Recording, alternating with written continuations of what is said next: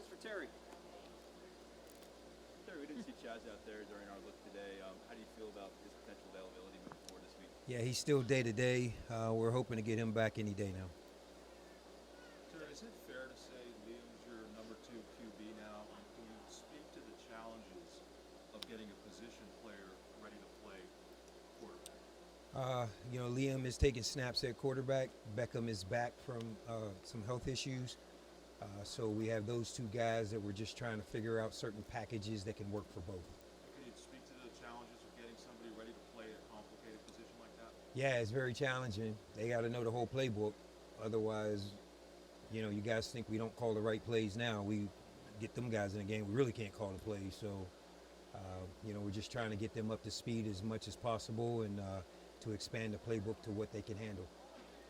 Terry, to you, how significant is winning the Land Grant Trophy? And then is that something you guys talk about around the program at least this week?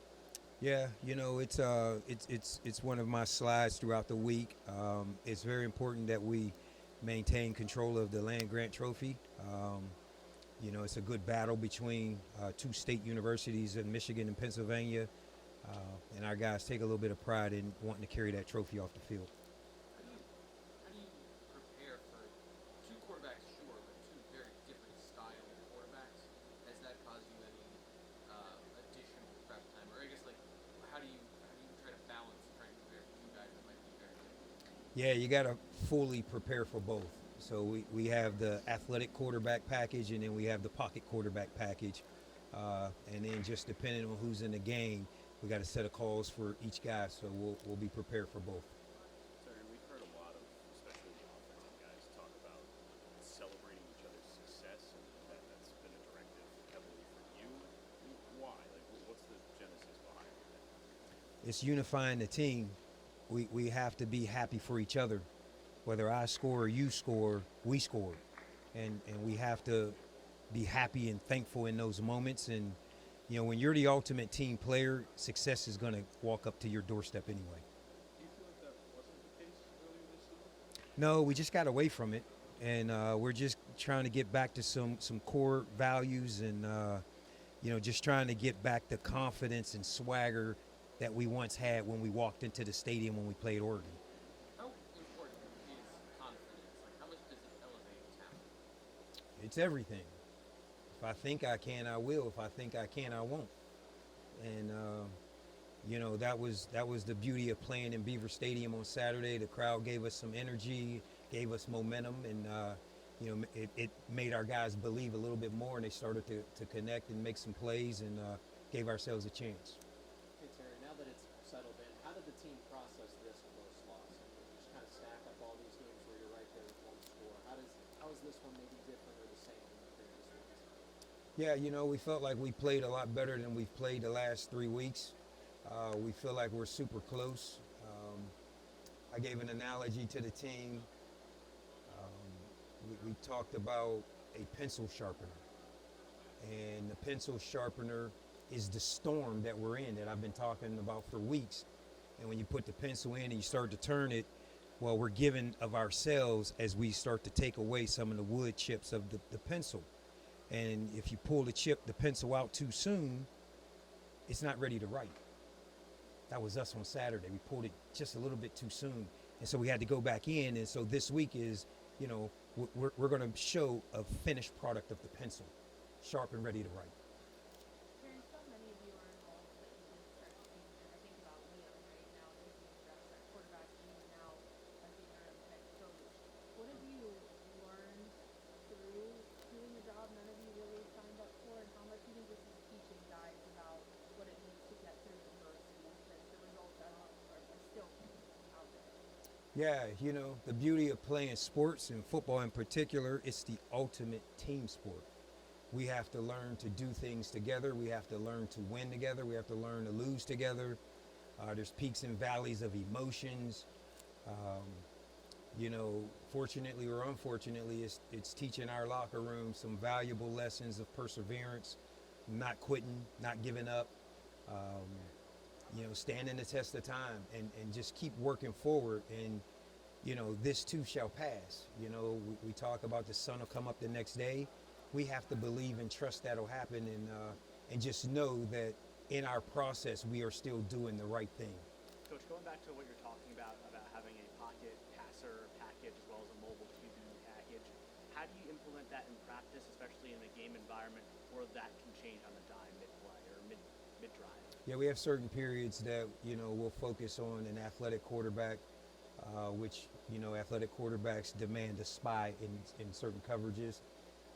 When you have a pocket quarterback, you don't have to have that spy. So when we're working on those things, we don't work the spy package. So our third down package is going to still be aggressive, as you guys saw on Saturday. So that'll be kind of universal for both those guys, because third down is third down. They got to get to the sticks. We got to stop them from getting to the sticks. So we're going to continue to be aggressive in that sense, and just through practice, the different periods is how we decipher that. Hey, Terry, how would you assess yourself as the interim head coach to this point? Things that you think that you've done well, things that you didn't expect to be the biggest obstacles, things that maybe you wish you did differently. How do you think things have gone from your point of view about yourself?